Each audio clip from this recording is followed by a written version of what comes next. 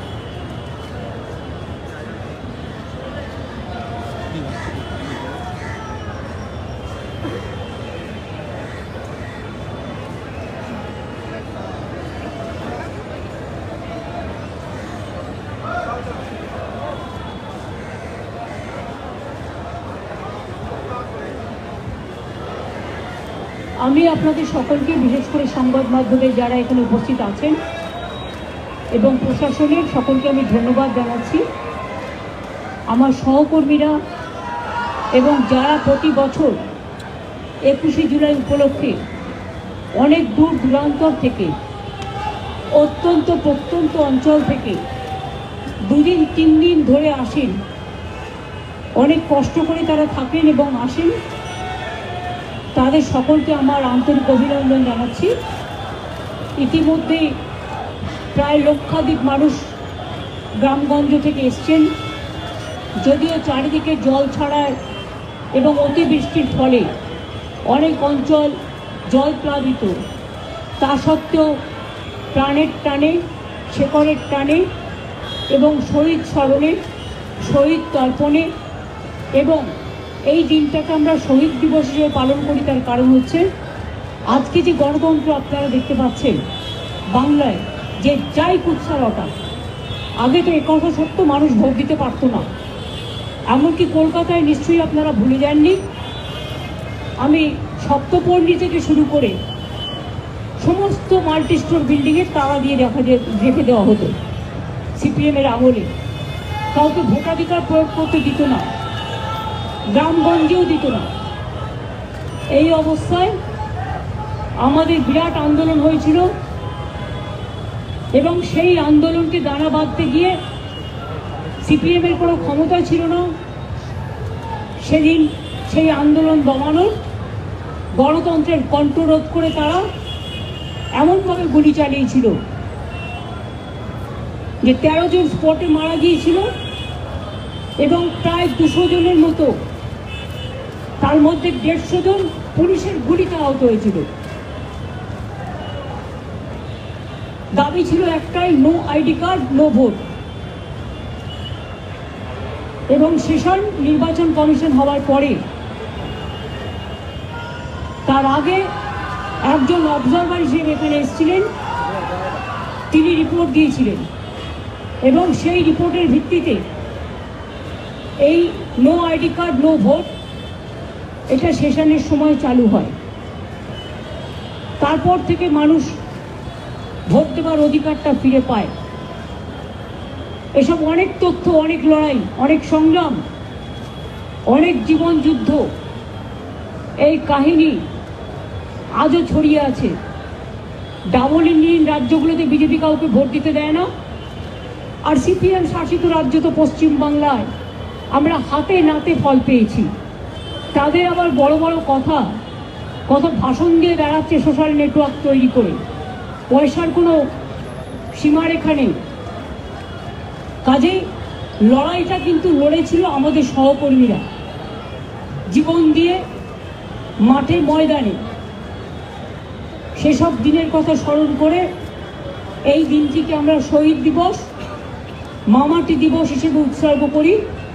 শহীদদের স্মরণে, 21শে জুলাইয়ের শহীদ সহ সমস্ত শহীদদের স্মরণে মামাটি মানুষ দিবস এবং গণতন্ত্র দিবস হিসেবে আমরা পালন করে থাকি।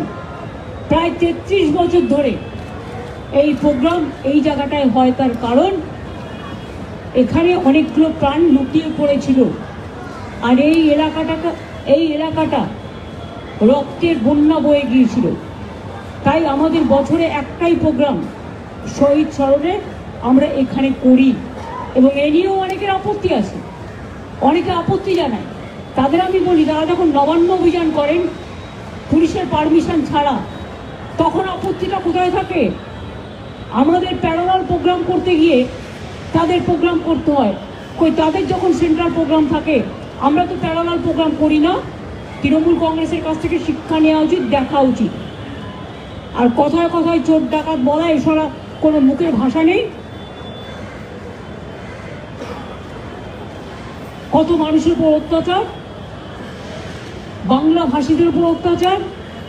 আমি সব ভাষাকে সম্মান করি এবং আমরা সব সম্মান করি সমস্ত রাজ্যের মানুষকে, কিন্তু এর মানে এটা নয় যে বাংলা ভাষায় কথা বললেই তাকে জেলে পুড়িয়ে দিতে হবে। যাক গিয়ে সেসব কথাগুলো আগামীকাল মিটিং আছে, কালকে বলা যাবে। আপনাদের সবাইকে আহ্বান জানাবো, সবাইকে আহ্বান জানাচ্ছি, ঝড় জল হলেও আসবেন, বর্ষা হলেও আসবেন। বর্ষায় ভেজা আমাদের অভ্যাস হয়ে গেছে, কারণ যারা জীবন দিয়েছেন তাদের চোখের অশ্রু এই দিনটা আমরা দেখতে পাই। হয়তো প্রকৃতি মায়ের আশীর্বাদেই বলুন, শুভেচ্ছাই বলুন, দোয়াতেই বলুন, জয় জোয়ারেই বলুন। কাজেই কালকের জন্য সবার কাছে আবেদন রইল, শান্তিপূর্ণভাবে আসুন, শান্তিপূর্ণভাবে আবার ফিরে যাবেন মিটিং করে। এবং 21শে জুলাই চিরকাল চলবে এই প্রোগ্রাম, কোনো দিনও বন্ধ হবে না। 21শে জুলাইয়ের প্রোগ্রাম শহীদ স্মরণের প্রোগ্রাম, গণতন্ত্র রক্ষা করার প্রোগ্রাম, মামাটি মানুষকে উৎসর্গ করার প্রোগ্রাম। এই প্রোগ্রামে চিরদিন আপনারা যেমন আসেন, চিরদিন আপনারা আসবেন এবং থাকবেন। সংবাদ মাধ্যমকেও ধন্যবাদ জানাই, তাদের জন্য তো কালকে বসার অ্যারেঞ্জমেন্ট করা হয়েছে এবং আজকেও আপনারা এসছেন কষ্ট করে, আপনাদের অনেক অনেক ধন্যবাদ। আমাকে বক্সিতা ববি অরূপরা বলছিল যে আমি যদি জায়গা ছেড়ে না দিই তাহলে আরও বাদবাকি অনেক কাজ আছে, প্রায় 6 ঘন্টা ধরে কাজ বন্ধ, কাজেই কাজগুলো তারা করতে পারছেন না, মানে স্ট্রাকচারাল কিছু কাজ আছে। যেহেতু প্রোগ্রামটা ঝড় বর্ষার দিন এবং এলাকা আপনারা দেখেছেন 2 ঘন্টার মধ্যেই প্রোগ্রামের পরেই আমরা ক্লিয়ার করে দিই। কর্পোরেশনের কাজটা কিন্তু জীবন দিয়ে করে, এবারেও করবে। এটা কিন্তু অন্য কোনো পার্টি করে না। অন্য পার্টি প্রোগ্রাম করে পুকুর করে দিয়ে চলে যায়, অন্য পার্টি প্রোগ্রাম করে একেবারে পুরো ডোবা করে দিয়ে চলে যায়। আমরা কিন্তু এটা করি না। আমরা মনে করি প্রোগ্রাম যারা করে তাদের একটা দায়বদ্ধতা থাকা উচিত, একটা দায়িত্ববোধ থাকা উচিত এবং সেটা আমরা মেনটেন করি। সাধারণ মানুষের হয়তো একটু প্রবলেম হবে কালকে, মানুষ আসবেন চারিদিক দিয়ে। ইতিমধ্যেই প্রায় লক্ষাধিক মানুষ এই বর্ষাকে অতিক্রম করেও এসছেন, পাহাড় থেকে জঙ্গল, জঙ্গল থেকে বঙ্গোপসাগর, সর্ব জায়গা থেকে। কালকেও সব জেলা থেকে আসবে। আমি আপনাদের সকলকে অনেক ধন্যবাদ জানাচ্ছি এবং সকলের সহযোগিতা প্রার্থনা করছি এবং সবাইকে বলবো প্রশাসনকে কোঅপারেট করুন এবং প্রশাসনকেও বলবো প্লিজ লক্ষ্য রাখবেন যেন মানুষকে, যারা দূর দূরান্ত থেকে বাসে আসে তাদের যেন 3 কিলোমিটার আগে দাঁড় করিয়ে দেবেন না। ব্রিগেডটা প্রায় জলাভূমি হয়ে গেছে, সেরকম হলে সাইড দেখে দেখে বাসগুলোকে এমনভাবে দাঁড় করাবেন যাতে বাসগুলো আবার যাওয়ার সময় বিপদে না পড়ে। সিস্টেমের মধ্যে রেখে দিতে হবে যাতে ফেরাটাও ইজি হয়, রাস্তা ক্লিয়ার হয়ে যাবে। আর বেশি জলের মধ্যে ঢুকলে কাদায় গাড়ি আটকে যেতে পারে। ট্রাফিকের যারা আছেন তারা শুনছেন, কাদায় গাড়ি আটকে গেলে কিন্তু গাড়ি তোলা যাবে না, এটা মাথায় রাখতে হবে। না, এটা সাইডে সাইডে করে দিতে হবে, একটা সাইড করে, যেখানে দেখতে হবে ইট ডিপেন্ডস অন, যেখানে শুকনো জমি থাকবে দেখে নিতে হবে। কারণ এই বর্ষা তো চারিদিকে হচ্ছে। এমনকি আপনারা দেখেছেন আমেরিকার ফ্লোরিডা, ওরা এত উন্নয়ন করেছে কিন্তু প্রকৃতি মায়ের কাছে কেউ পারে? 1000 লোকের ওপর মারা গিয়েছে। কাজেই বর্ষাতে এবারে যে রেকর্ড বৃষ্টি হচ্ছে এবং তার মধ্যে আজকেই তো প্রায় 1,30,000 জল আরও ছাড়া হয়েছে, লক্ষ মেট্রিক টন। এবং আগেও আপনাদের আমি বলি, আগেও তো আমি আপনাদের একটা হিসেব দিয়েছিলাম যে 27,000 লক্ষ কিউবিক মিটার জল ছাড়া হয়েছিল। আর তার উপরেই প্রচণ্ড বৃষ্টি, সবটাই বাংলার মানুষকে ফেস করতে হয়। তার মধ্যেও এই জল আটকাওয়ার জন্য আমরা প্রায় 5.5 লক্ষ পুকুর কেটেছি নতুন করে, 500টা চেকড্যাম করে দিয়েছি, লোয়ার দামোদর বেসিন প্রকল্প করেছি, ঘাটাল মাস্টার প্ল্যানও আগামী দিন হবে। এই ধরনের আরও কিছু প্রজেক্ট আমাদের মাথায় আছে। যদি তারা ডিবিসি, পঞ্চায়েত, মাইথন এরা ওখানকার জল এখানে ছড়ে দিয়ে মানুষ ডুবাবে, যদি তারা ইমিডিয়েট অ্যাকশান না নেয় তাহলে আমরা 2-3 বছরের মধ্যে আমরা আমাদের পরিকল্পনা মতো আমরা আমাদের কিছু সৃষ্টি করব, সেটা আমি এখনই বলছি না। আপনারা সকলে ভালো থাকবেন, অনেক ধন্যবাদ, নমস্কার সবাইকে।